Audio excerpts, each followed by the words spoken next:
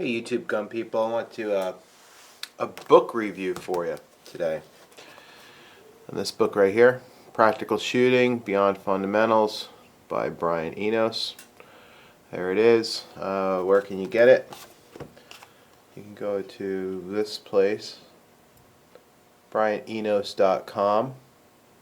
You can find lots of stuff on there on that site. BrianEnos.com also has a forum, a shooting forum on it. In my opinion, it's the best shooting forum on the web. Why is that?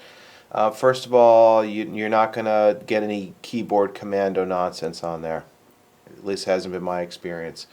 If you go on there and you're a punk and you start problems, you're just going to you're out of there. It's for people that are seriously into shooting.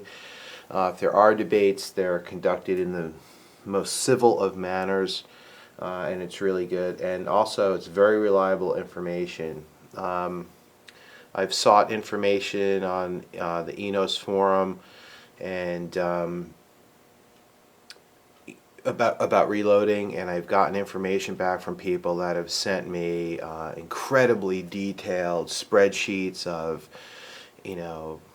20 different powders with the same type of bullet, accuracy, velocity testing out of various guns. Just really knowledgeable people that are willing to help you out as much as possible. It's not your typical pissing contest gun forum. I highly recommend it. But I'm telling you, be warned, if you are going to get on there and start a bunch of bickering, it won't be tolerated, and that's the way it should be. All right. BrianEnos.com. By the way, if you're interested in buying reloading equipment, like Dillon equipment, if you spend, I think it's over, I don't know, over some amount of money, it's free shipping, which is really quite a nice deal. That's where I get all my reloading equipment from. Not supplies, consumables like bullets, but I mean actually like presses, dies, that kind of stuff. Okay. All right, Practical Shooting Beyond Fundamentals. Why do I like it? It's published by Zediker Press, and this is really Enos's take on shooting. And let me, first of all, I highly recommend you read it. It's a great read. It's very well written, and I've never met Brian Enos, but it's pretty apparent he's a pretty thoughtful guy, and contemplative person, and has really put a huge amount of thought into what's shooting really all about when you get into competitive shooting, or even just being competent with a handgun.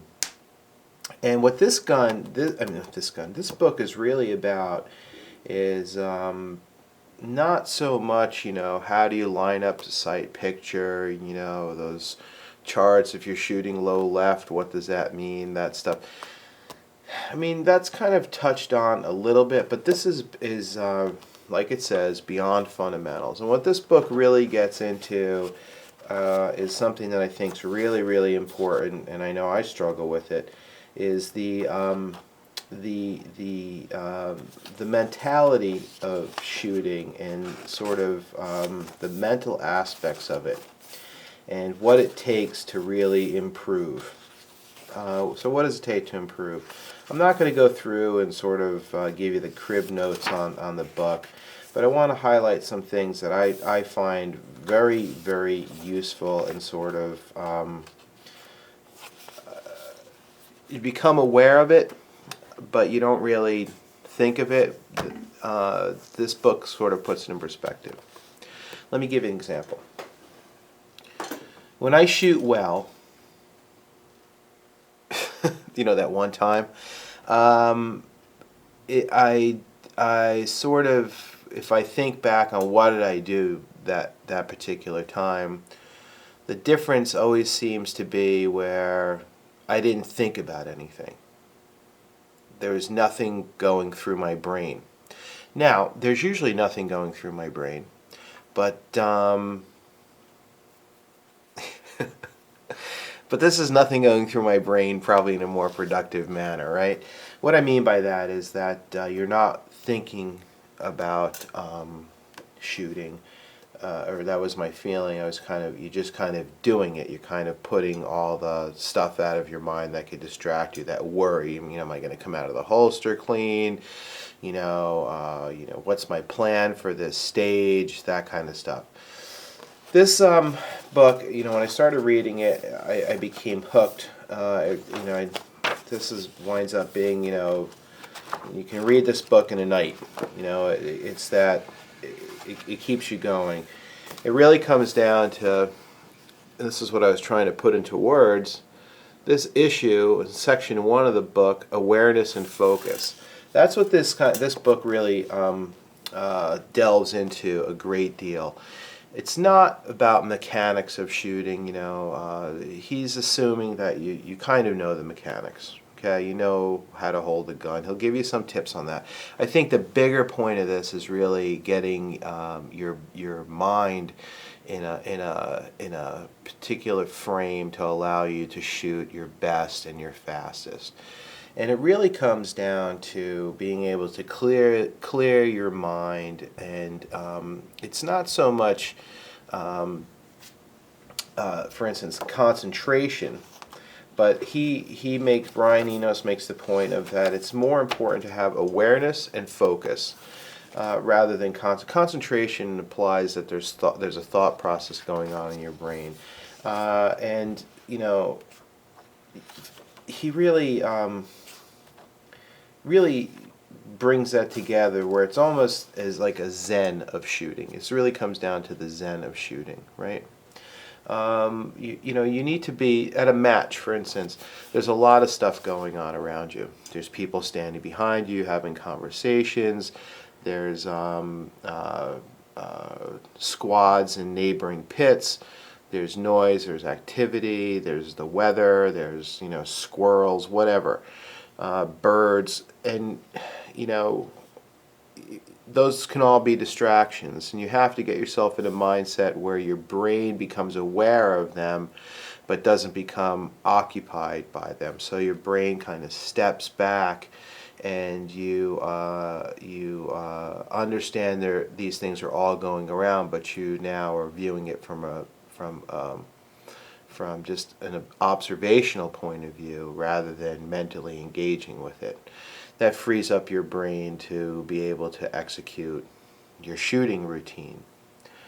And focusing on the task at hand rather than concentrating and having an active thought process is really key as well, in that it allows you to have that perspective of awareness, but really go ahead and execute to the best of your ability, because you have put everything else out of your mind and you're just doing the task at hand without concentrating on it. Okay? So, it basically comes down to, I'll just give you a quote, awareness. So this really gets to the zen of this and why I like it, and I think it's really true. Awareness is everything and it's nothing at all. Awareness means everything to your performance, but it's not in the performance itself. Basically, awareness in shooting is an opening up of your mind, your vision, and your senses to accept and observe things that are happening while you're shooting at the instant they are happening. So in other words, don't let them distract you. You're aware of them, but you have that under control. Focus, it's a finite occurrence that exists in an infinite realm of awareness. Okay? It's really your filter for all the inputs your observations bring in, right? And so you need to really read through this to get this through get this through your mind and what it means and why it's really important. Is it easy to achieve these things? No, but they can be achieved if you work on them like anything else. Okay? And it really, you start to come up with, you start to really quickly start to think of things like meditation, if you're into that. I'm not a meditation kind of guy. But it's really book is largely focused on your mindset of shooting, being able to go ahead and make shots as quickly as possible. And the argument's made, and there's some fundamentals in here as well, some do's and don'ts, but they're not, gory details of this is how you must stand. You must take a Weaver stance. You must take this stance. He basically says you got to find something that works for you and do it reproducibly. And he points out some advantages of things that he's found work for him. And I think the take-home message is, even if it didn't work for him, it doesn't mean it won't work for you, but here's some of the advantages that he's noticed. Now, the guys at this level are talking advantages that are beyond the realm of me, anyway. And but that's okay. You can still get a lot of information out of it.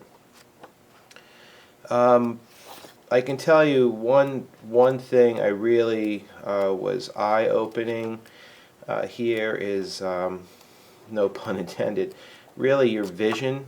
In terms of you can't hit what you can't see, and using your awareness and focus to sharpen your vision, and then different ways of thinking about targets, and I mean thinking in